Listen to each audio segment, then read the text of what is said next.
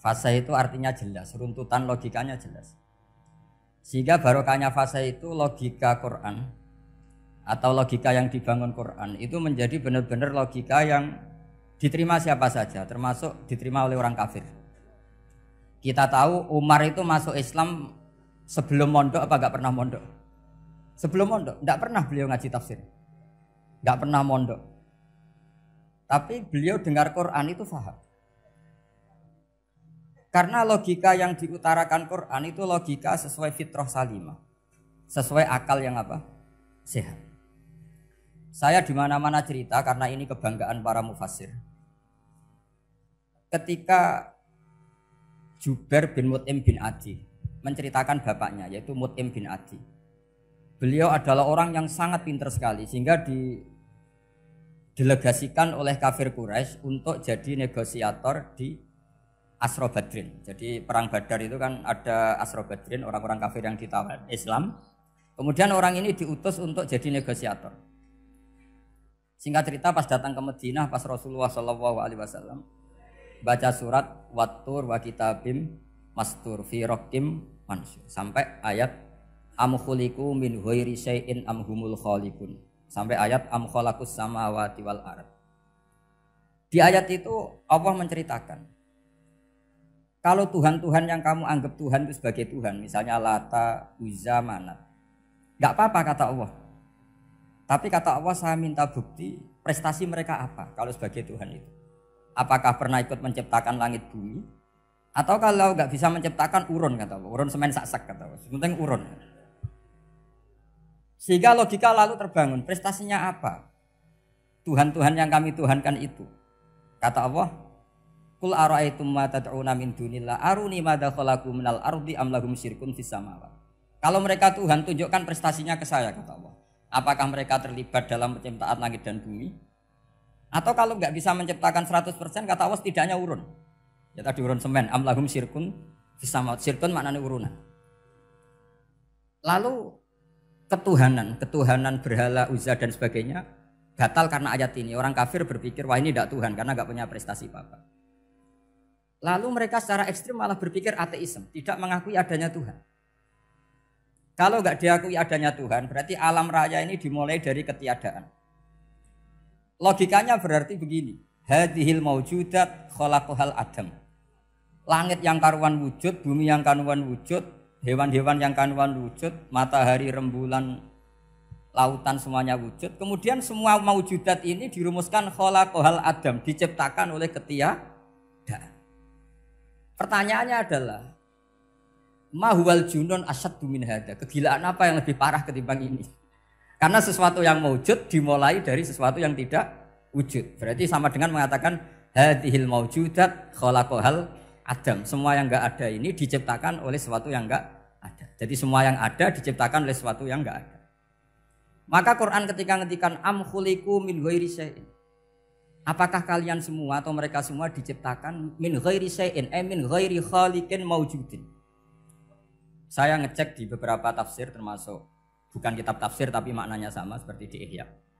Masa alam raya seindah ini, seeksistensi ini, senyata ini kemudian diciptakan oleh sesuatu yang tidak ada. Mereka akhirnya mikir, ya harus diciptakan oleh sesuatu yang ada. Nah karena sesuatu yang ada ini posisi pencipta maka harus berstatus super. Nah super ini oleh ulama dibahasakan wajibil wujud. Maka zat yang menciptakan ini namanya zat sing wajibil wujud. Lalu wajibil wujud ini oleh Islam disebut Allah Subhanahu wa ta'ala. Kayak apa fasihnya Quran bikin logika? Atau orang yang jadi Tuhan itu yang mengklaim sebagai Tuhan. Itu juga mungkin, yang penting mewujud. Siapa itu? Fir'aun. Fir'aun itu mengaku sebagai Tuhan. Dia sudah sah dari segi dia wujud. Namanya orang wujud punya eksistensi mungkin berkreasi. Saya ulang lagi, namanya orang wujud punya eksistensi tentu mungkin berkreasi. Tapi pertanyaannya begini, ketika Musa tanya, pertama ditanya Musa, lalu kamu kalau menyembah selain saya, nyembah siapa? Kata Musa, Rabbul Alamin. Siapa Rabbul Alamin? Rabbus samawati wal ardi, yang menuhani langit bumi. Terus kata Fir'aun, tidak jawab, manggil Haman. Haman, kamu kan arsitektur, coba ibnili sorhal ali abluhul asbab. Ya Haman ibn li sorhal ali ablul asbab. Bangunkan piramida yang tinggi, la'ali at-tali'u ila ilahi Musa. Saya ingin melihat Tuhannya Musa. Lalu kemungkinan Tuhan di bumi, kata Fir'aun, ma'alim tulakum min ilahin ghairi. Kemana-mana saya melihat yang jadi Tuhan saya. Musa ngerti kalau Fir'aun ini pekok cara bahasa Jawa itu. Itu menerangkan sifatnya Allah itu dengan sifat yang sederhana. Tapi justru dengan sederhana ini Fir'aun tidak bisa jawab. Terus Nabi Musa ganti argumentasi, Rabbukum wa Rabbu abaikumul awalin. Yang nuhani nenek moyang kamu, leluhur kamu. Itu terperangah, kagetnya bukan main Fir'aun. Karena para umatnya, para punggawanya lalu berpikir, kalau ini Tuhan, berarti buyut-buyutnya enggak ada Tuhan. Kan Tuhannya datang terlambat. Makanya Pak Jokowi kalau dituduh PKI enggak terima. Saya ini lahir tahun berapa gitu. Pas ada PKI itu masih 4 tahun. Masa ada PKI balita? Ini enggak, ini ada Tuhan balita, Tuhan terlambat. Pertanyaannya adalah kalau Fir'aun itu Tuhan, lalu bapaknya, mbahnya, buyutnya Tuhannya siapa? Makanya ketika Allah disifati Nabi Musa, Rabbukum wa Rabbu abaikumul awalin. Yang nuhani nenek moyang kamu, itu kagetnya bukan? Dan semenjak itu banyak punggawa Fir'aun yang iman. Ini yang akhirnya nanti jadi waqala rajulun mu'minum min ali fir'auna yaktumu imana. Atau yang menjadi ayat wajah rajulun min aqsal madinati yas'a. Kenapa mereka menjadi iman? Karena logika Fir'aun Tuhan itu gugur, runtuh. Bisori khil hujjah, dengan logika yang sangat transparan. Jadi ini perlu belajar tauhid. Jadi kalau sampean sudah kalah suara, jangan kalah logika. Kalau sudah kalah suara, kalah logika, jangan kalah tinggal mendengar saja kok tidak paham bangkune gitu. Jadi ini sering saya utarakan. Makanya banyak ulama mengatakan fasihu ibaratil Quran itu bukan sekedar notnya atau sajaknya kalau boleh dibilang saja. Tapi karena runtutan cara berpikirnya. Maka kelihatan sekali di tema-tema Quran.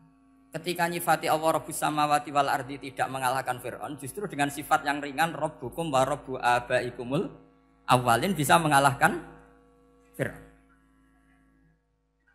Nah, kenapa sekarang orang tidak fasih baca Quran? Karena tadi perangkat itu tidak cukup. Saya berkali-kali matur, juga sering matur Mbah Mus. Saya itu masih sekarang masih belajar Al-Ibris, Mbah Misbah, Marbawi, semua khazanah tafsir, baik yang bahasa Jawa, bahasa Melayu itu masih saya pelajari. Termasuk saya pelajari lughatnya. Mulai lughat yang setengah benar sampai macam-macam. Saya tadi matur sama Profesor Said Aqil Al-Munawwar. Memang bacanya harus urut Said Aqil Al-Munawwar. Karena sekali salah Said Aqil Sirat. Sebenarnya enggak apa-apa, ini sama-sama orang alim. Cuma enggak tahu nasib di publik ini. Gak tahu saya ya, macam-macam lah gitu. Namanya orang banyak, gak usah dijelaskan. Tapi semuanya baik. Saya pernah ketemu Pak Said Aqil Sirat itu bilang gini, Gus, orang jadi wali itu sebabnya 2. Mungkin kalau kayak jenengan banyak pecintanya, yang doakan banyak. Kalau saya banyak yang benci, wah itu ngilangi dosa gitu kan. Batin ku dasar wong alim bener wah. Jadi beliau nikmati memang itu. Karena mbah-mbahnya beliau itu sama dengan mbah saya yang dari keluarga Kudus. Buyut saya itu kakaknya buyutnya Pak Said Aqil. Jadi makanya jangan pernah benci orang alim. Orang alim bulet atau kayak apa itu masih saja punya alasan. Saya itu dengar Kiai Bisri, cerita Kiai Bisri itu tidak ada yang serius. Dulu ketika ada polemik haji yang mu'alim, itu orang kumpul semua di sini. Kata Kiai Bisri, sudah nunggu Mbah Fadl. Mbah Fadl sudah di rumah. Ngiranya orang itu ya Mbah Fadl rawuh dileteh. Setelah lama Mbah Fadl tidak datang. Loh Kiai Bisri, Mbah Fadl tidak datang. Lah ya di rumah. Lah mana kok tidak ada? Ya di rumahnya sendiri. Karena beliau nggak pernah bilang di rumahnya. Orang saja yang kepikiran kalau itu rumah leteh. Itu mirip seperti guyannya Rasulullah SAW. Nabi itu kalau guyon itu tidak pernah bohong. Makanya di tiba itu disebut wayam zahu walayakul ilahakon. Nabi itu ya guyon, tapi nggak pernah bohong. Yang bohong kan khayal kamu. Masyhur itu ada orang sepuh sowan Nabi. Di kitab saya itu perempuan, tapi di beberapa kitab lelaki. Saya tidak tahu pastinya berapa. Biasanya ahli hadis mentahmilkan taat dudul kisoten atau taat dudul wakiaten. Oke, kita bayangkan itu perempuan. Ya Rasulullah, saya ini tergesa-gesa, nanti takut kemalaman. Ini orang sepuh. Jadi jangan kamu bayangkan Nabi suami wong ayu nom nanti jadi hoax. Orang sepuh. Oh di sini aja, enggak usah Tergesa-gesa pulang kata Rasul. Nah nanti gimana saya jalan kaki ya Rasulullah sampai kampung saya itu nanti malam. Kata Nabi, la ahmilan naki alab hinako. Santai saja nanti tak pinjemin anaknya unta. Kata perempuan tadi, ma fa'altu bibninako. Apa yang bisa saya lakukan dengan anaknya unta? Sudah tenang saja kata Nabi. Setelah mau pulang disiapkan unta ya unta tua, unta layak dinaikin. Ya Rasulullah ini kok unta tua, katanya anaknya unta. Nabi dengan santai, oh masih tua ya anak unta kata. Jadi itu menafsirkan anaknya unta cilik itu kan pikirannya kamu kan. Sebetulnya anak unta itu ya tua pun anak unta. Maka saya itu yang termasuk bangga. Nasib saya nanti insya Allah kayak Gus Mus, kayak Gus Dur. Sampai tua dipanggil Gus. Tapi saya niatnya lebih buruk. Supaya nanti kalau saya salah pantas ngijek Gus. Tapi dalam kompetisi kadang Gus itu kalah. Itu dulu di Pondok Sarang tuh kalau ke WC itu antri. Itu yang di WC didodok. Supaya cepat keluar. Ayo cepat keluar, saya Gus. Dikira teror Gus itu yang di WC menjadi takut. Yang dalam WC gak kalah. Saya malah kiai. Iya. Jadi memang kacau kalau sudah logika itu kacau. Tapi di Ihya kitab yang populer dikaji di pesantren, itu ada babnya. Qadiyat itu pengarang tentang betapa wajibnya takzim sama Rasulullah. Tapi punya bab mizahun Nabi, guyonan-guyonannya Kanjeng. Cuma Nabi seninya tadi, wala yaqulu illa haqqan. Meskipun guyon itu enggak pernah bohong, itu butuh seni itu. Guyon tapi tidak pernah bohong. Tapi umatnya ada saja yang pernah niru, ya termasuk Ki Bisri tadi. Sudah nunggu Mbah Fadl, sudah di dalam. Ketika ditunggu ternyata ya dalamnya Mbah Fadl sendiri, bukan di dalam apa? Ada seorang raja yang gemar kawin karena orang Arab gemar kawin. Itu setiap ada perempuan cantik ingin dinikah. Nikah itu masih baik, jadi sama ndak usah anti. Soal kamu dengki sama orang poligami itu ya hasud gitu. Yang layak biar poligami, asal ada yang mau dan siap-siap ada tambah satu, hilang satu. Biasanya gitu. Singkat cerita dia itu cinta sama seorang perempuan. Nah perempuan itu ditanya-tanyakan sama pemuda situ ajudan dia. Gimana saya boleh nikah itu? Jawabannya tadi kaifatang kihuha wa qad ra'aitu qabbalaha rajul. Kok kamu nikahi gimana? Saya pernah melihat dia itu dicium seorang lelaki. Kamu itu seorang raja, masa nikahi perempuan yang pernah dicium seorang lelaki? Wah itu miso-miso raja. Udah enggak. Saya ini raja muslim soleh, masa nikahi orang yang pernah dicium lelaki? Suatu saat si pemuda ini menikahi perempuan itu. Mangkelnya bukan main, karena dia saingan sama raja, gak mungkin menang. Satu-satunya menang itu bikin hoax tadi itu. Ini cerita ini di Ithaf, di sarahnya Ihya. Kamu kira di ini di cerita Alfu Yaumin wa Lailatin Abu Nawas, enggak, ini cerita di Ithaf. Kitab yang sangat sakral karena sarahnya apa? Ihya. Setelah nikah, maki-maki raja. Orang enggak punya harga diri, perempuan pernah dicium orang kok dinikahi. Tadri mandalikar rajul, kamu tahu siapa lelaki itu? Gua abuha, itu bapaknya. Oh, Raja Wasem, enggak ngerti kok gitu. Jadi apa? Kiai-kiai dulu itu rileks. Sehingga saya datang ke sini ketika diminta sama Mbak Mus. Sebenarnya enggak diminta, diperintahkan. Karena pasti pakai agak-agak otoriter gitu. Karena di atas kita, jauh di atas kita. Mbah Mun guru saya aja manggil beliau Lek. Karena kita tahu Mbah Mus punya ibunya itu binti Khalil Harun. Mbah Khalil itu, saya punya manakibnya banyak tentang Mbah Khalil Harun. Jadi beliau itu adiknya Umar Harun. Mbah Umar Harun itu dulu alim-alimnya Ki Sarang, setelah Mbah Ghazali itu Mbah Umar Harun. Termasuk Mbah Khalil Harun yang ngaji sama kakaknya Umar Harun.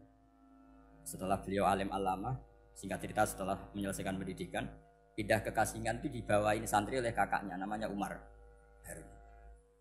Nah Mbah Harun itu punya istri namanya Mbah Sinto, itu saudaranya Mbah Ghazali. Makanya Mbah Mun manggil Mbah Mus itu Lek, karena Mbah Mun ke Mbah Ghazali itu Mbah Mun Nyai Mahmudah binti Ahmad. Ahmad ini bin Su'aib. Su'aib ini juga menantunya Mbah Ghazali. Terus Mbah Ghazali. Berarti Mbah Mun dari Mbah Ghazali generasi kelima. Kalau Mbah Mus kira-kira ya Mbah Mus, Nyai Bisri, Mbah Khalil. Nah Nyai Sinto ini sudah saudaranya apa? Mbah Ghazali. Berarti Mbah Mun dengan Gus Mus itu kalah satu tokoh di urutan nasab. Makanya manggil apa? Tapi Mbah Mus orang baik, tidak pernah manfaatkan itu. Yang sering manfaatkan Mbah Nawawi itu. Karena pernah sepuh itu wah sembrono kalau sama saya itu. Saya di mana-mana itu digosipkan murid beliau. Ya saya ikhlas saja. Itu satu-satunya harga diri Mbah Nawawi ya saya ikhlas. Saya ikhlasnya. Jadi karena memang saya manggil beliau juga memang pernah nyembah. Buyut saya kandung itu namanya Maimunah, itu mbaknya Mbah Dowi. Jadi saya ini juga Bani Lasem. Buyut saya kandung namanya Maimunah, istrinya Mbah Umar bin Arabi. Melahirkan mbah saya sampai ibu saya sampai saya. Saya teruskan. Jadi cobalah Quran itu dibaca secara fasih. Kalau ingin baca fasih caranya gimana? Kamu harus belajar balaghah, belajar lisanul Arab, belajar mantek, belajar logika. Nah, kalau logika itu tidak sampai, cari muhalnya. Ini fatwanya Said Robdan Al-Buti, juga fatwanya semua ulama usul fikih. Saya ulang lagi ya, kalau logika kamu nggak paham, cari sisi muhalnya. Saya ulang lagi, cari sisi muhalnya. Misalnya kamu angan-angan tentang Allah nggak dok. Sedurungnya Allah itu sopo. Misalnya kamu angan-angan gitu. Sama agama tentu itu dilarang, tapi orang filsafat tetap saja nyari itu. Lalu hentikan pencarian itu, yaitu tadi katakan saja hadhil maujudat yastakhilu ayyakhluqahal adam. Sesuatu yang maujud tentu enggak mungkin disebabkan oleh sesuatu yang tidak ada. Fa innal adama la yu'atsiru aslan wala yakhluqu aslan. Namanya sesuatu yang enggak ada pasti tidak berstatus pencipta. Namanya saja enggak ada. Akhirnya la budda min ayyasbiqa hadzal alam maujudun. Maka alam ini harus didahului sesuatu yang maujud. Lah maujud ini yang oleh Islam disebut Allah Subhanahu wa taala. Sudah selesai di sini. Tinggal delok TV, tinggal ngopi, turu sampai setannya setruk karena nunggu mau bikin was-was itu lagi. Loh saya itu termasuk kiai paling sering lihat sinetron. Kadang ya lihat Mak Lampir itu sering sekali. Sampai istri saya itu protes, Gus, dengan kata orang banyak orang alim kok senengan itu Mak Lampir. Karena setan mau menggoda saya tentang berpikir Allah. Jadi dia ngenteni. Kok malah mikir Mak Lampir gitu. Setelah lihat Mak Lampir biasanya saya itu lapar, terus makan. Habis makan tidur. Setannya masih nunggu mau was-was. Ternyata saya habis bangun ngopi lagi. Kadang lihat berita orang ditangkap KPK macam-macam. Ini penting saya utarakan supaya setan itu tidak menang. Jadi ciri utama setan itu kata Rasulullah SAW, setan ini goda umatku, hadhil jibal khalaqaha Allah, hadhil ardo khalaqaha Allah, hadhil bihar khalaqaha Allah. Faman khalaqallah. Itu makanya banyak orang jurusan filsafat keblinger karena tanya Allah itu siapa? Kata Rasulullah, jika sampai ini maka kamu harus berhenti. Loh, berhenti tanpa dialihkan ke yang lain kan susah. Tinggal aja lihat dulu sinetron. Ya paling gampang ya Mak Lampir, kan ada takut-takutnya sedikit.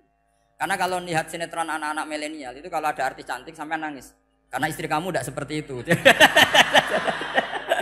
Jadi ini trik ya. Trik supaya melihat TV tapi tidak nyesal. Makanya saya milihnya Anggreng Darmo, Mak Lampir. Ya saya nggak mikir maknanya, butuhnya setan ben mangkol gitu. Karena ngenteni saya mikir itu, ternyata tidak mikir itu lagi. Jadi makom saya itu beda, sama-sama lihat sinetron. Mungkin saya jadi wali karena lihat sinetron. Mungkin ya. Makanya banyak wali itu nggak bisa diduga. Banyak orang jadi wali itu justru karena makan, justru karena melakukan hal-hal yang cara orang banyak itu salah. Itu Abu Yazid Al-Bustami itu pernah tanya sama Allah. Kamu nggak usah bayangkan caranya tanya gimana. Enggak wali ya enggak, sudah enggak usah tanya itu. Tanya gini, ya Allah, orang seserdup saya dalam ibadah sedekat ini sama jenengan. Lalu saingan saya dekat jenengan masuk surga itu siapa? Sama Allah ditunjukkan orang yang tidur, itu tidur yang. Ya teman kamu yang tidur di kamar. Enggak terima Bu ya, ini gimana kok bisa setingkat saya orang tidak tidur gitu. Yang saya ibadah terus istighfar terus. Tapi jawabannya Allah nih. Woe ibadah terus itu mergo wedi aku. Jadi kan nganggep aku iku rodok-rodok jahat gitu. Iki tuh ratu mergo yakin aku apian, mulane ditinggal turu. Jadi sampean jangan tiru makom saya ketika tidur. Itu punya kelas khusus. Tapi jangan tiru, ini cerita saja, sampean ndak harus niru. Karena sampean kalau niru itu harus ada Abu Yazidnya. Abu Yazid sudah enggak ada. Tapi itu ilmu. Ilmu yang cocok tidak cocok harus kita kaji. Saya tadi jagungan sama beliau sama Profesor Said Akil Al-Munawar. Beliau cerita sebetulnya sekolahan saya itu tentang usul fikih, tapi terkenal saya Profesor Tafsir. Tapi saya suka ilmu usul fikih, meskipun korbannya ya banyak. Biasanya orang jadi liberal gara-gara ya usul Oke, sebenarnya nggak perlu dipikir lah itu macam-macam. Begini, dalam usul fikih yang mainstream itu kan ada hukum wajib, haram, ya makruh, terus macam-macam lah. Termasuk ada mubah. Mubah itu boleh dilakukan, boleh ditinggalkan. Dalam ilmu usul fikih sebetulnya definisi mubah boleh dilakukan, boleh ditinggalkan itu salah. Karena begini, setiap Anda melakukan sesuatu yang mubah, pasti di saat itu meninggalkan sesuatu yang haram. Saya ulang lagi ya. Itsma min mubahin illa wa yatahaqqaqu bihi tarku haramimma. Semua teks di Lubul Usul seperti itu. Memang saya hafalkan karena ini cara saya jadi wali yang mudah murah. Itsma min mubahin illa wa yatahaqqaqu bihi tarku haramimma. Fayatahaqqaqu bisukun tarkul qatli wa bisukut tarkul qadzaf. Terus beliau membuat sekian contoh. Hukum mubah itu kata ulama yang lain kan boleh dilakukan, boleh ditinggal. Itu tidak benar. Mubah itu ya wajib. Karena setiap kita melakukan mubah, maka saat itu berarti kita meninggalkan barang haram. Coba orang tidur itu artinya apa? Tidak zina, tidak maling, tidak selingkuh, tidak mabuk. Sampean di pondok nikmati jagongan, rokokan, ngopi. Artinya nikmati rokok, nikmati kopi. Tidak menikmati tontonan di bar. Makanya kita berharap malaikat itu belajar usul fikih sehingga ketika kita rokok di pondok dilihat hada taroka melihat bar, wahada taroka melihat dangdutan. Wahada. Jangan sampai malaikat bilang gini, dasar kere rakra delok. Itu repot kalau sampai begitu. Nah, kalau mubah itu artinya tarkul haram. Tarkul haram itu wajib apa sunat? Wajib kan? Berarti setiap orang melakukan mubah hakikatnya melakukan wajib dan itu artinya dapat pahala. Salah sampean ngajine ra khatam, dadi nglakoni mubah ku mengira tetep mubah. Maka berbahagialah orang yang ngajinya khatam. Makanya setahu saya kiai-kiai Mbah Mun ya sering guyon. Setahu saya Mbah Mun kalau ketemu Mbah Mun ya guyon terus. Guyonnya ini adalah waminal qutbi kata Imam Ghazali. Qutbu hadaddin al-istilzat bil mubahat. Poros agama ini pada akhirnya adalah nikmati sesuatu yang dibolehkan Allah Subhanahu. Orang tuh kalau fasik, mau makan siang aja kalau enggak ditemani perempuan cantik enggak bisa makan. Mau jalan-jalan kalau enggak ditemani perempuan cantik enggak bisa jalan-jalan. Kalau kiai-kiai itu enggak. Gojlok-gojlokan wis seneng ira karuan.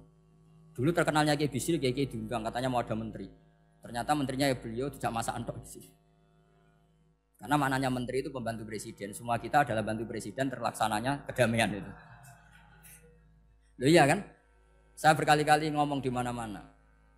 Apa artinya menteri pertanian kalau kita tidak nanam padi? Mbok pinternya kayak apa tetap nggak ada ketahanan pangan. Sekarang menjadi ketahanan pangan itu rumusnya menteri apa karena petani mau nanam padi? Itu hakikatnya membantu presiden dalam ketahanan pangan. Cuma petani lebih keren karena tidak butuh digaji. Kalau menteri ya keren tapi kurang keren karena masih dapat apa? Gaji. Akeh tunggalil anak mikir untuk gaji. Nah petani enggak mikir enggak dapat gaji. Oh, itu keren. Selalu rakyat lebih keren dibanding pejabatnya. Memang gitu aturannya begitu. Aturannya begitu. Kamu saja yang kurang syukur. Jadi rakyat tuh gremeng. Enak jadi menteri. Ya sudah itu hak kamu. Tapi saya tidak berpikir seperti itu. Maka saya ulang lagi ya. Kenapa saya ngomong seperti ini? Supaya tadi saya sudah bilang, saya sudah enggak menang dalam suara, harus menang dalam logika. Karena ini audisi ini audisi. Di kabar Mbah Mus nanti yang menang siapa tidak tahu saya. Tadi Pak Muat, sekarang saya, kemarin Gus Zofur enggak tahu saya. Nanti masuk nominasi apa enggak tahu. Begini, kalau artinya fi'lul mubah itu tarkul haram, saya ulang lagi. Kalau fi'lul mubah itu artinya tarkul, maka mubah ini spesial sespesial-spesialnya. Sehingga Allah kadang ngendikan sederhana sekali. Wa min ayatihi manamukum billaili wan nahar. Termasuk ayatnya Allah adalah kamu ditakdir tidur malam hari maupun siang hari. Kalau kamu enggak malam hari, subuh hari, pagi hari, siang hari. Kenapa dihitung wa min ayatihi? Sekarang kalau ada pakar medis, pakar kesehatan bilang, ini kalau kurang istirahat mati, kalau kurang istirahat jantungan. Berarti tidur adalah menghilangkan penyakit jantung. Obat paling mandi dengan orang rutin tidurnya itu masih mandi orang rutin tidur. Kamu beli obat harganya 1 miliar tapi gak pernah tidur 3 hari, tetap taqabbalallahu minna minkum taqabbal ya karim. Maka yang penting itu obatnya apa tidurnya? Tidurnya yang dibantu obat. Tapi kalau obat tok gak dibantu tidur, masih sakit. Berarti penting mana tidur sama obat? Karena penting tidur wa min ayatihi. Orang kayak sampean sering delok YouTube, delok gambar macam-macam. Barokah mana dengan tidur? Wong nak melek mripate delok macam-macam. Barokah tidur. Jadi tidur adalah perlawanan terhadap keinginan melakukan haraman. Ya, saya ulang lagi, tidur itu adalah perlawanan terhadap keinginan melakukan keharaman. Jadi kalau mau tidur nyati gini, ya Allah, siap tidak berangan-angan tentang maksiat terus tidur. Oh itu wa min ayatihi. Jangan kok gak ada duit terus ngombe sing akeh ben iso ngantuk. Wah ini tidur yang untuk melawan kemiskinan. Supaya lupa utangnya tidur, lupa kasusnya, itu udah akan jadi wali yang seperti itu. Kalau jadi wali tak gugat itu. Nah, sehingga karena mubah itu tarkul haram, Allah itu sering menghitung ibadah yang super itu halal mubah. Misalnya Allah ngendikan kulu washrobu, kamu harus makan. Sekarang gini, jaga kesehatan itu wajib enggak? Wajib. Kalau saya tidak sehat tidak bisa ngaji di sini. Apalagi Mbah Mus kalau nggak sehat ditunggu orang se-Indonesia fatwanya. Dan di antara cara sehat kamu harus makan. Kalau nggak makan sakit. Lalu makan dengan posisi menyehatkan orang yang bisa fatwa, bisa mulang, bisa macam-macam. Posisi ini super apa tidak super? Super. Maka Allah kadang sederhana ngendikan ibadah itu kulu wasrobu jom kowe yo mangan yo. Tapi ayat ini menjadi tidak hebat kalau dibaca orang tidak pernah ngaji, nggak pernah ngaji usul fikih. Pangeran piye to? Dirimo ngongkon mangan kowe dikongkokno kulo. Wis ora usah ngono ya wis mangan. Rusak Quran kena makna niku rusak. Kamu tahu superiornya ayat kulu wasrobu kalau belajar fa inna fi'lal mubah berarti tarkul haram karena saat melakukan mubah artinya tarkul haram. Dan tarkul haram itu penting. Sekarang gini, merusak diri sendiri haram apa enggak? Haram. Untuk supaya tidak rusak kamu harus makan. Berarti makan wajib apa sunat? Wajib. Lho sing haram itu kalau tulung piring dintekno. Nah, dengan cara pemaknaan seperti ini Quran akan superior. Bahkan di ayat-ayat yang kelihatannya sederhana, kulu washrobu wala tusrifu. Ketika Nabi Musa dimenangkan mengalahkan Fir'aun, itu apa firman pertama gitu. Kamu harus makan mimma razaqnakum. Cuma syaratnya wala tatghaw fihi fayakhilla alaikum ghadab. Kalau kamu berlebihan nanti dapat ghadab saya. Nah khawatir saya kalau ilmu ini sudah hilang terus ayat-ayat yang biasa tentang kemanusiaan dikira biasa. Padahal ayat ini super, misalnya nikah. Nikah itu oleh Allah, perempuan yang kita nikahin itu oleh Allah disebut surga.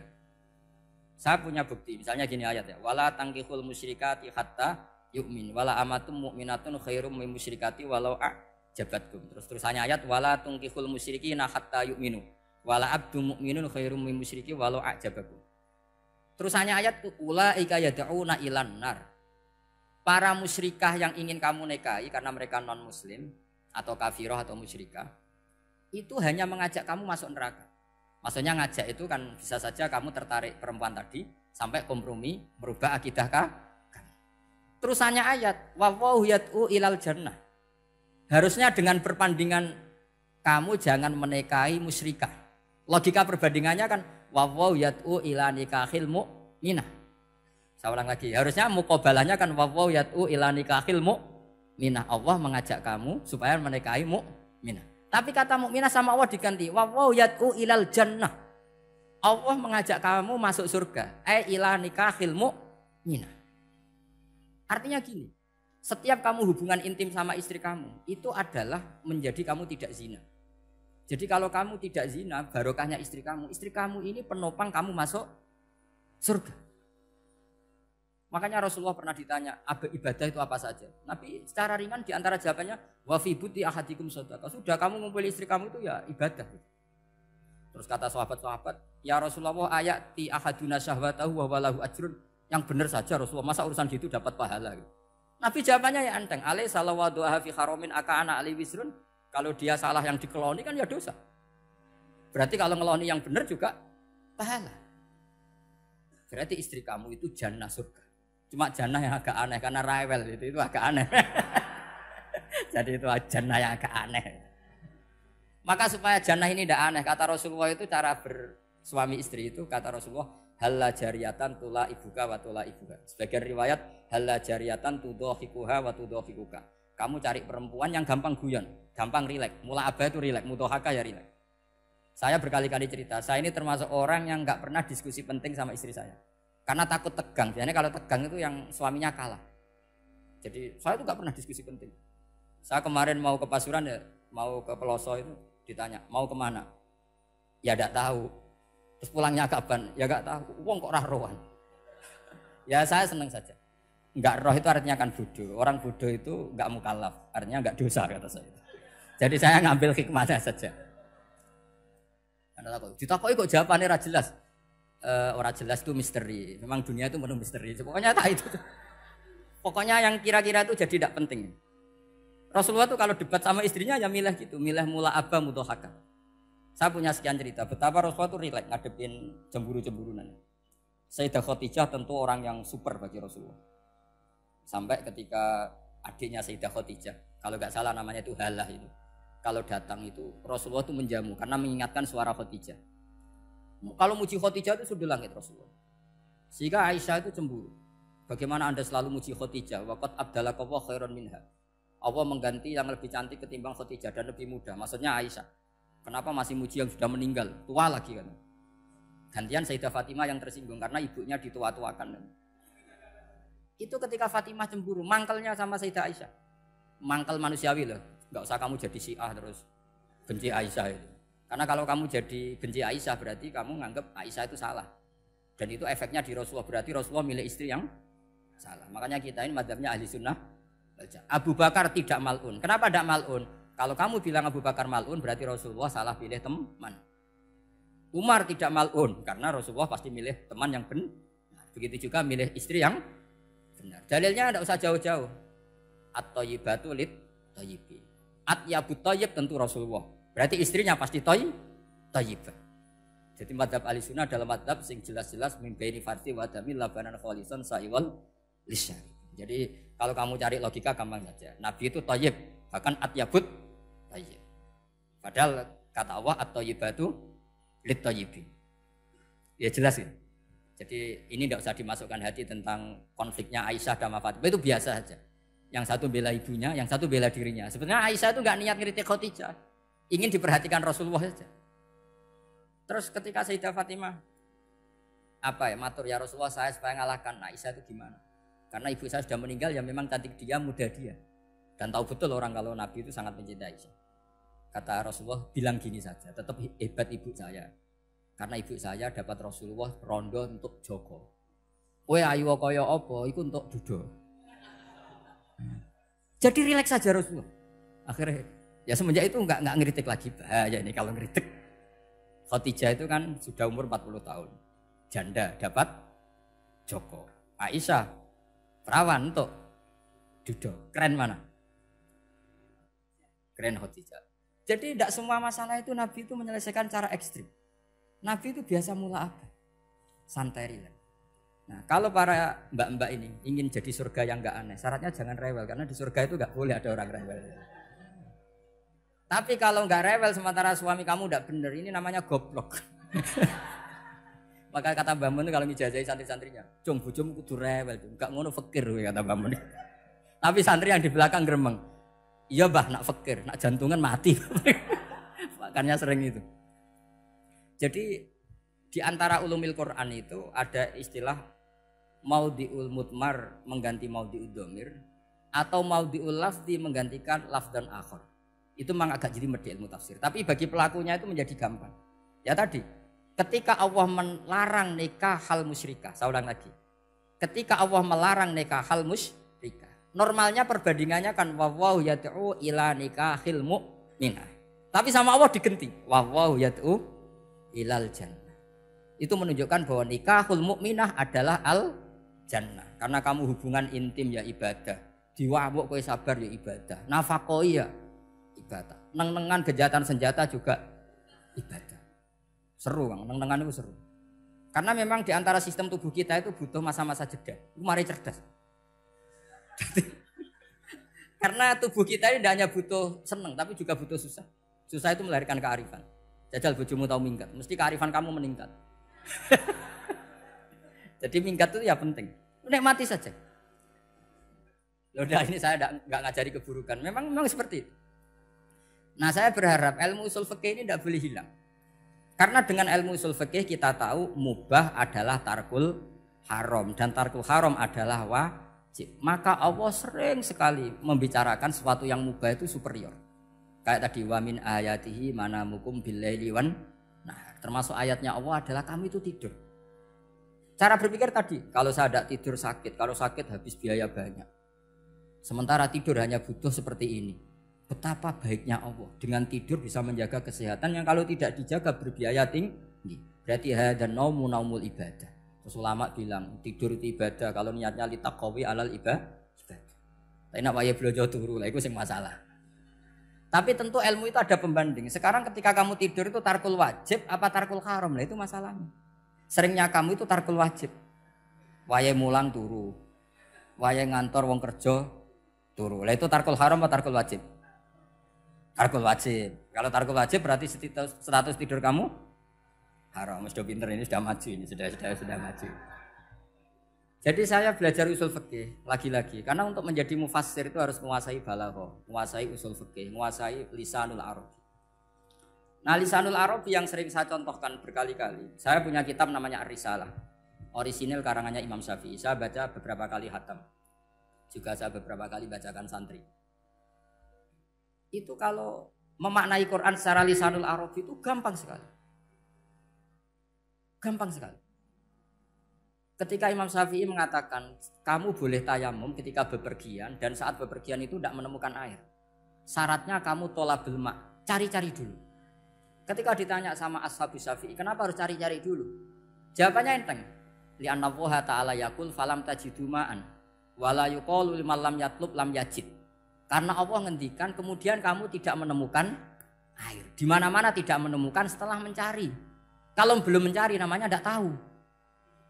Jadi dari kata falam tajidu ma'an kemudian kamu tidak menemukan. Tidak menemukan berarti apa? Setelah mencari. Sehingga beliau mensyaratkan dicari-cari dulu baru berkesimpulan tidak menemukan. Nah, setelah tidak menemukan kamu baru boleh tayang. Segampang itu ilmu usul fikih di depan Imam Syafi'i. Ulumul Quran dianalisis dengan usul fikih. Ketika ditanya, kenapa Anda mensyaratkan nikah itu pakai wali? Ayatnya apa? Kalau hadisnya jelas, la nikaha illa biwaliyin mursidin. Ayatnya apa? Imam Syafi'i secara enteng baca ayat fala ta'duluhunna ayyangkihna azwajahunna idza tarawdu bainahum bil ma'ruf. Jika wanita yang kamu waleni, saya ulang lagi, jika perempuan yang kamu walikan, misalnya kamu punya anak yang umur 20 tahun ingin nikah sama seseorang. Seseorang ini layak. Ya misalnya kiai ya apal alfiyah. Tadi kata Mbah Mus itu muridnya Mbah Khalil alfiyah diwolak-walik apa? Saking seringnya belajar alfiyah kata beliau sampai santri apal alfiyah wolak-walik tapi raro carane jamak kosor. Karena dulu pondoknya mau pondok nahwu. Jadi kayak di ngelirap itu. Tonggone nganti apal fa'ala yaf'ulu fa'lan. Cinone weh apal saking bedino itu ujiane ra selawatan fa'ala yaf'ulu fa'lan wa ma fa'lan wa fa'ilun. Jadi pondok ya macam-macam. Itu saya tadi sampai mana itu? Tentang apa? Wali nikah tadi. Di bab fikih, saya ulang lagi di bab fikih. Itu kata Allah, jika perempuan yang kamu walikan itu ingin nikah, fala ta'duluhunna, jangan kamu larang. Kata Imam Syafi'i, kalau seorang wali tidak punya hak mewalikan, maka larangan jangan menghalangi itu tidak ada gunanya. Misalnya gini, Zaid itu tidak punya utang saya ulang lagi, Zaid tidak punya utang saya. Memang ini ilmu logika, Zaid tidak punya utang saya. Terus sampean bilang ke saya gini, Gus Bah, Zaid ojo tagih. Itu omongannya wong aneh apa enggak? Aneh kan? Tapi kalau Zaid punya utang saya 1 juta, terus kamu menasihati saya, Gus Zaid ojo tagih. Benar apa enggak? Wali itu punya hak melarang. Saya ulang lagi, wali berarti punya hak melarang putrinya tidak nikah. Sehingga diperintahkan Allah, kamu jangan pernah melarang. Berarti punya hak melarang. Kayak tadi. Gus ojo tagih, berarti aku dia hak nagih. Misalnya otoritas bandara ATR, pesawat Boeing sekian-sekian Lion, bolehkan landing di sini. Karena operatornya punya hak melarang, juga punya hak mengizinkan. Tapi kalau orang lain kamu bilangin, pesawat Lion nggak boleh landing di Semarang, orang lain yang nggak terkait dengan otoritas itu, aneh nggak omongan itu? Aneh. Kalau wali dilarang menghalangi perempuan ingin nikah harus memberi izin maksudnya. Maka berarti wali punya hak menikahkan. Paham yang saya maksud? Makanya Imam Syafi'i mensyaratkan seorang perempuan yang nikah harus pakai wali. Jadi segampang itu. Kitab Ar-Risalah menerangkan ulumul Quran. Dan dalam banyak hal ulama dulu itu, makanya saya tadi berjanji karena Quran itu bisa kamu baca fase, kamu dengerin suara enak ya enak, kamu dengerin logika yang enak ya enak. Jangan sampai kamu udah dua-duanya. Suaranya sudah ada enak, logikanya tidak enak, itu kacau namanya. Ketika Imam Syafi'i ditanya, bagaimana hukumnya uzubah? Uzubah itu enggak nikah. Padahal ada hadis faman rohiba an sunnati falesa. Kata Imam Syafi'i ya enggak apa-apa. Kenapa? Fa inna wa ta'ala dzakara 'abdan sholihan wa qala wa sayyida wa hasura wa nabiyya minas sholihin. Allah menyebut nabi yang soleh dan di antara nabi yang soleh itu ada yang berstatus hasur. Hasur itu tidak ada keinginan sama perempuan. Akhirnya tidak nikah. Berarti tidak nikah itu boleh karena ada nabi yang tidak nikah. Segampang itu dulu.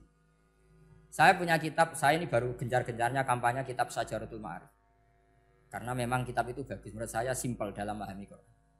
Jadi anggap saja ini bentuk penghormatan saya sama Ki Bisri yang sudah mengkhidmai, mengenalkan ulumul Quran lewat tafsir Al-Ibris. Yang Ki Misbah punya tafsir Al-Iqlin. Memang dua beliau itu kalau yang satu ngarang terjemah Alfiyah, yang satu yang ngarang satu. Ini dua kutub yang berbeda, yang satu sangat rileks, yang satu sangat seperti itu. Nggak usah diterjemah nanti jadi repot. Itu ulumul Quran yang ditulis Syajaratul Ma'arif itu gampang sekali. Misalnya begini, beliau bikin judul Babun nafil ibad bikullil bilad. Bab seseorang harus manfaat kapan saja dia berada. Itu terus beliau qala ta'ala wa ja'alani mubarakan ainama kuntu. Ciri utama para nabi itu ngendikan wa ja'alani mubarakan ainama kuntu. Saya dijadikan di mana-mana itu berkah. Jadi seseorang hidup harus di mana-mana manfaat. Terus ketika beliau ngendikan babun la yutrakul haqqu li ajril batil, bahwa kebenaran tidak boleh ditinggalkan hanya karena ada banyak kebatilan. Beliau terus ngendikan inna sofal marwata min sya'airillah faman hajjal baita wa atamara fala junaha alai ayat tawafa bihima. Jadi di sofa itu ada berhala namanya Isaf, di Marwah ada berhala namanya Nailah, atau sebaliknya pokoknya Isaf dan Nailah. Terus sahabat kalau mau sa'i itu merasa dosa karena harus melewati berhala-berhala itu. Sehingga mereka tanya, ya Rasulullah, saya ini tetap tawaf gak? Padahal di tempat-tempat itu ada berhala. Terus kata Allah, tetap tawaf. Nah, tetap tawaf ini artinya apa? Melakukan barang hak meskipun di situ banyak kebatilan. Itu manhajnya para orang-orang alim kita. Mbah Mun, Mbah Mus itu ya berkawan sama orang yang macam-macam. Kamu tidak usah ngeritik. Itu fikihnya sudah kelas tinggi. Fikihnya tuh la yutrakul haqqu li ajlil batil. Saya di mana-mana cerita. Saya punya kitab namanya Khilyatul Auliya wa Tabaqatul Asfiya. Itu syarat kamu kalau daftar wali harus punya kitab itu. Khilyatul Auliya wa Tabaqatul Asfiya. Itu karangannya Abu Nu'aim Al-Asfihani. Kitab itu yang jadi indukan Ihya ketika menyebut manaqibul akhyar. Kita tahu Ihya kalau bab tasawuf mengikuti Kutil Qulub yang dikalang Abu Thalib Al-Makki. Kalau fikih tentu beliau mengikuti Imam Haramain gurunya, yaitu kitab Nihayatul Matlab fi Dirayatil Madhab. Kalau manaqibul akhyar beliau mengikuti kitab Khilyatul Auliya. Dan mengikuti itu penting kalau dalam tradisi kiai. Enggak boleh seorang kiai kok mikir sendiri. Namanya mustakil. Kalau mustakil itu mubtadi', bikin tatanan baru dalam agama.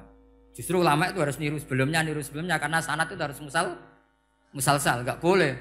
Imam Syafi'i bilang haram terus kamu bilang halal. Terus murid kamu bilang makruh. Terus muridnya kamu ya pokoknya khilaful aula, enggak boleh gaya-gayanan gitu. Kalau di kampus plagiat itu dilarang, kalau di pondok itu wajib. Makanya banyak kalau tes itu ngerpek karena belajar itu tanpa batas katanya. Lu kok ngerpek? Mboten ya, jadi belajar kapan saja. Jadi mboten ngerpek, mutolaah pas tes. Kacau tuh santri itu. Mutolaah tapi pas apa? Tes. Itu dalam kitab Khilyatul Auliya diterangkan. Uniknya rawinya itu siapa? Sufyan bin Uyainah, orang yang sangat khusyuk. Gurunya Imam Syafi'i. Kita tahu Imam Syafi'i punya guru zaman di Mekah itu namanya Muslim bin Khalid Az-Zanji. Dalam hadis ngikuti Sufyan As-Sawri sama Ibnu Uyainah. Tapi beliau intisabnya lebih ke Imam Malik ketika ngaji apa? Muwatta. Terus beliau punya guru usul fikih namanya Muhammad bin Hasan Asy-Syaibani. Itu Sufyan bin Uyainah dalam kitab itu diceritakan. Pernah suatu saat Isa sama Yahya. Ini supaya saya tahu fikihnya Mbah Mun, fikihnya Mbah Mus. Isa sama Yahya itu satu nabi yang sama-sama muda, yang satu angkatan. Saya berkali-kali cerita, nabi yang satu angkatan itu ada 3. Tapi yang 2 ini enggak level, yaitu Ibrahim dan Lut. Tapi nggak level karena Lot itu adalah pernah keponakan siapa? Ibrahim. Musa dan Harun. Tapi Harun itu nggak levelnya Musa karena dia jadi nabi berdasar proposal Nabi Musa. Jadi Nabi Musa itu alsak, agak pelak. Sehingga beliau kalau menjelaskan kesulitan terus pakai jubir. Makanya kemarin-kemarin itu ada wali yang kalau ngomong pakai apa? Jubir. Akhirnya Nabi Musa ngendikan apa? Waj'alli waziran min ahli Haruna akhi usdud bihi azri wa asyrikhu fi amri. Ya Allah, saya ini lisannya agak pati fasih. Tolong Harun sing huwa afsahu minni lisanan. Yang lisannya lebih fasih tolong jadikan nabi. Sama Allah dituruti, Harun jadi apa? Nabi. Tapi yang dapat wahyu Musa, jadi dia hanya jubir. Makanya seangkatan tapi tidak level. Yang seangkatan level itu hanya Yahya dan Isa. Nabi Isa kita tahu berstatus wa yukallimun nasa fil mahdi wa kahla. Jadi mulai kecil sudah pinter. Nabi Yahya ya enggak kalah keren. Ya Yahya khudil kitab bi quwwah wa atainal hukma Sobia, ketika kecil sudah pintar. Jadi ini rivalitas dalam ilmu. Makanya khilaf itu penting. Jangan gontok-gontokan, berarti ratau ngaji. Khilaf itu penting. Nabi Yahya itu kalau jalan-jalan sampai Nabi Isa, itu yang Nabi Yahya mesti tanya, Aina khiyarun nas, rumahnya orang baik mana? Saya mau nginep di situ. Mesti tanya gitu kalau di satu perkampungan yang beliau-beliau sedang jalan-jalan. Tapi kalau Nabi Isa tanyanya aneh. Aina syirarun nas, wong sing elek-elek manggone nang ndi? Akhirnya ini kan terjadi debat, tapi karena sama nabinya ya tidak debat kusir terus kubu-kubunan kosong berapa sama kosong berapa, enggak, ini sama ya sama-sama kosong-kosong, sama-sama orang ikhlas itu kosong-kosong. Sama lama terus debat kecil. Kenapa kamu tanya aina khiyarun nas? Mana orang-orang baik? Jawabnya Nabi Yahya, ya kumpul orang baik itu enak, nyaman, teduh, enak lah. Nah kamu kenapa kok tanya mau nginep di aina syirarun nas? Ana nabiyun, ana tobibun, udawil mardo. Saya ini dokter, nabi itu dokter. Di mana-mana dokter menyembuhkan yang sakit. Kalau Anda peneliti penyakit, cari daerah yang banyak endemik penyakit apa yang daerah sehat? Daerah yang kena endemik penyakit. Tapi problemnya Anda sendiri berpenyakitan, kalau ke situ tambah nemen. Ya sama, kalau kamu kira-kira tidak kuat ya jangan kumpul orang yang seperti itu. Kamu tidak kuat kan, malah katut. Tapi fikih-fikih kiai-kiai kita, guru-guru kita, berteman orang macam-macam tenang saja. Karena mereka kekuatan kesalehannya sudah absolut, sudah kuat sekali. Ya tentu bi'aunillah wa bitaufiqi. Sehingga kamu tidak usah meki para guru-guru kita. Saya pernah didhawuhi Mbah Mun. Ya Cung, ya aku wis ketemu Megawati. Piye-piye Indonesia kudu damai. Engko nak tukaran yo repot. Jane yo piye, aku yo kiai. Artinya beliau harus ketemu karena untuk supaya Indonesia itu damai. Beliau anggap saja makili religius, Bu Mega makili apa? Nasional. Dan Indonesia damai itu kalau ada kerjasama antara kaum nasionalis dan kaum apa? Religius. Jadi yang namanya damai itu penting sekali. Sampai Rasulullah itu pernah berdamai sama orang yang jelas-jelas kafir. Apalagi Indonesia belum sampai seperti itu. Yaitu kita tahu dalam Sulhul Hudaybiyah, Nabi berakad damai sama Suhail bin Amr. Padahal kafir. Nah, kalau kamu Qur'annya sudah seperti itu, maka Qur'an itu punya kekuatan yang luar biasa. Ketika Sayyidina Ali konflik sama Sayyidina Muawiyah itu dirumuskan kita berdamai. Setelah kita berdamai terus ada pertanyaan begini. Lalu orang yang sedang konflik itu nak ketemu raine, roh raine wis ra seneng. Ning dinggon jenenge konflik ketemu raine wis ra seneng. Oke, kita pakai mediator kata Sayyidina Ali. Akhirnya Sayyidina Ali pakai mediator, Muawiyah pakai mediator. Terus orang Khawarij bilang, dalilnya apa mediator itu? Enggak ada Qur'annya. Itu orang Khawarij. Sama nggak usah tanya, kalau orang sekarang yang apa Gus? Wah itu mari fitnah, itu provokator berarti tanya gitu. Singkat cerita terus Sayyidina Ali itu agak marah. Karena beliau terbentuk oleh Quran. Itu spontan Sayyidina Ali baca ayat wa in khiftum shiqaqa bainihima fab'atsu hakaman min ahli wa hakaman min ahliya. Jika suami istri menghadapi konflik, di mana-mana konflik roh raine kan gak seneng. Maka yang keluarga lelaki kirim mediator, yang keluarga perempuan kirim. Terus dari Sayyidina Ali wa ummatu Muhammad a'dhamu min amri rajulin wa imra'atin. Umatnya Muhammad lebih serius ketimbang urusan lelaki dan perempuan. Wong suami istri saja kalau konflik butuh mediator, apalagi hadhil Segampang itu mereka istidlal. Jadi mediator dalilnya mana ya? Dalilnya wa in khiftum shiqaqa bainihima fab'atsu hakaman min ahli wa hakaman min ahli. Dulu Quran itu seperti itu. Ya sekarang problemnya Quran itu tidak dikaji seperti itu sehingga fasihul ibarat atau fasihul akli atau balaghatut ta'aqqul itu enggak ada. Makanya saya ini pengagum kitab Ibnu Hajar Al-Asqalani yang nyarai Bukhari. Kata Ibnu Hajar Al-Asqalani termasuk mukjizatnya Quran adalah al-iltizat al-aqli. Akal itu menjadi nyaman. Itu uniknya yang dicontohkan seperti ngaji saya malam ini.